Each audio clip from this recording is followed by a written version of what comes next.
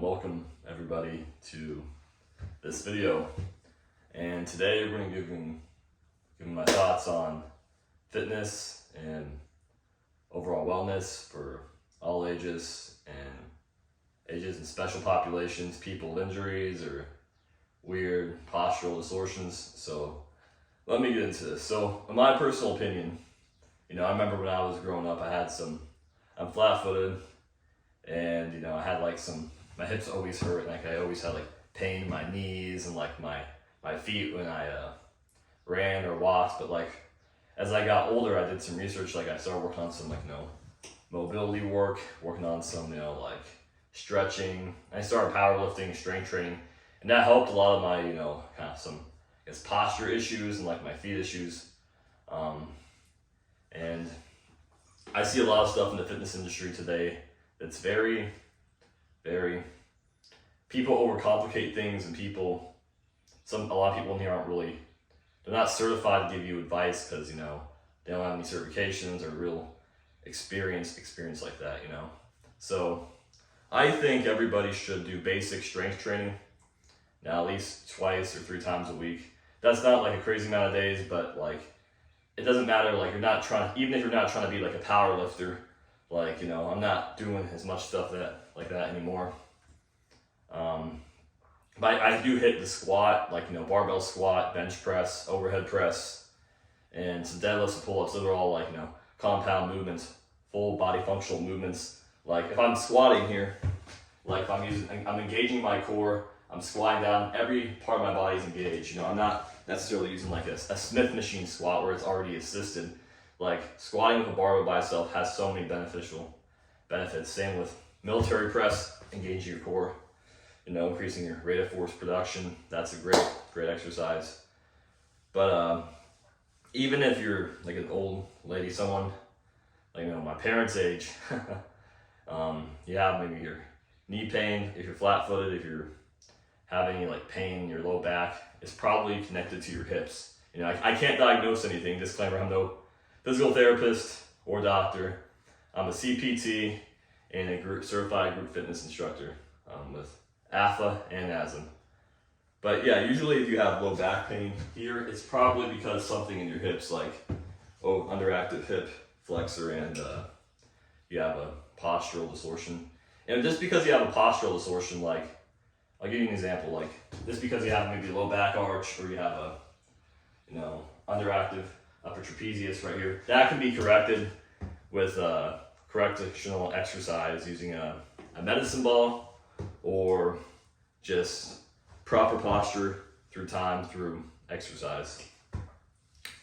Going about things some ways, you don't want to be overcomplicating your goals. Like I said, lifting weights, strength training is important, but it doesn't have to be compound movements. It could just be you have a heavy kettlebell and you're squatting down and you're using your momentum like that, using squatting down, or you do a dumbbell press, snatch, or standing dumbbell press. Anything with weights that's going to do resistance training is going to be beneficial to you.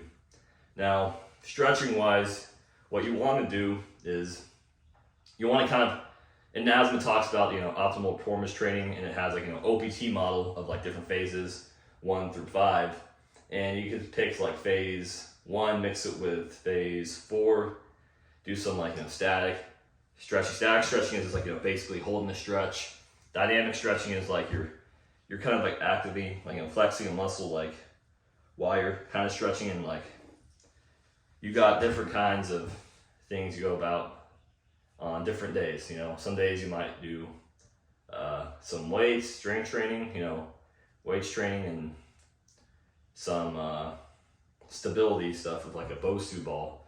Other days, if you get more advanced, we'll add some plyometrics to movements and certain things, but all depends on your personal goals.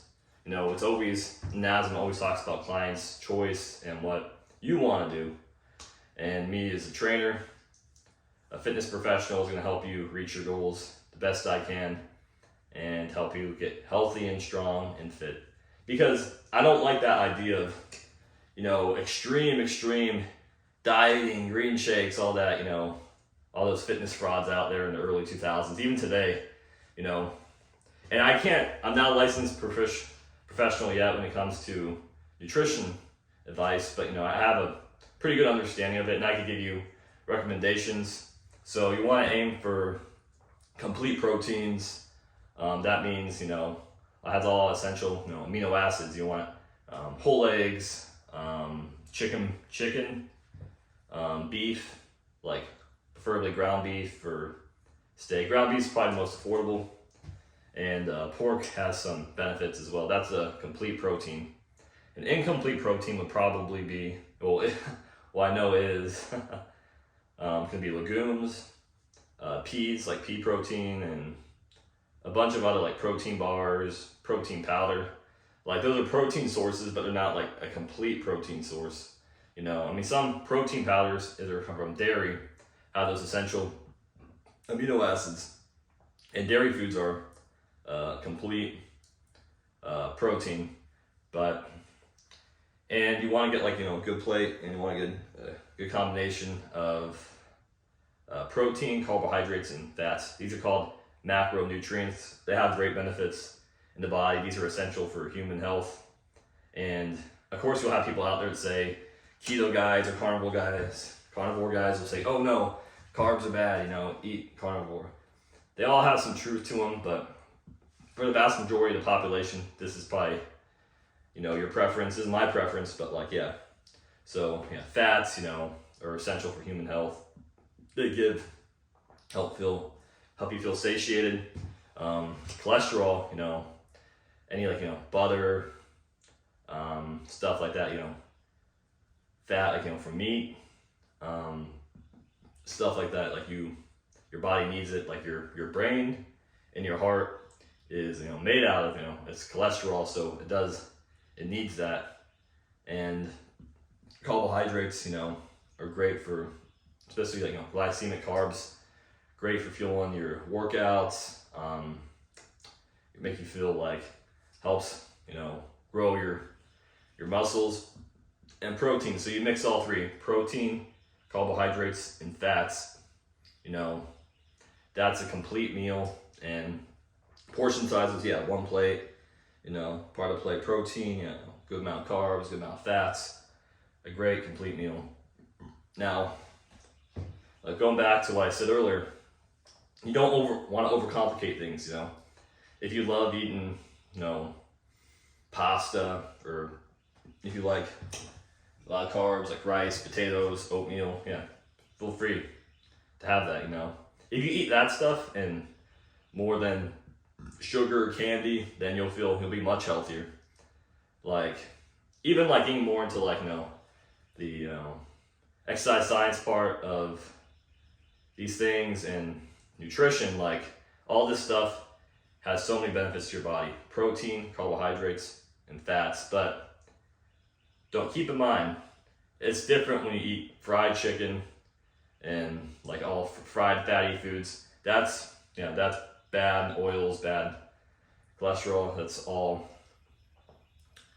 Know the difference, between junk foods, junk fats, junk proteins, junk carbs, and healthy carbs and healthy protein. Black coffee, it's the best. Now, before I end this video, I want to say, in day-to-day life, you want to be able to get up off the chair without feeling any pain, and you want to be able to, get off the toilet if you're an old person without cracking something or pulling a muscle. You want to be able to maybe save a cat from a tree. You should be able to dance at your granddaughter's wedding, to serve, to become a better mother, to become a better father, to be healthy, strong by living by example. Because if I'm not physically strong, I can't do the other areas of my life are gonna go down. The quality of life will go down. I won't have as much energy, the stress from life. So having an outlet in fitness is super beneficial in so many other ways. I could go on 3 hours of all the benefits to fitness, but I'm just keeping it short. So you want to be healthy, you want to be physically strong, you want to be mobile and agile, and you want, that's overall, fit, strong, good heart health, good balance, good nutrition, and a good mindset. I'm gonna end this video. Thanks for watching. Done.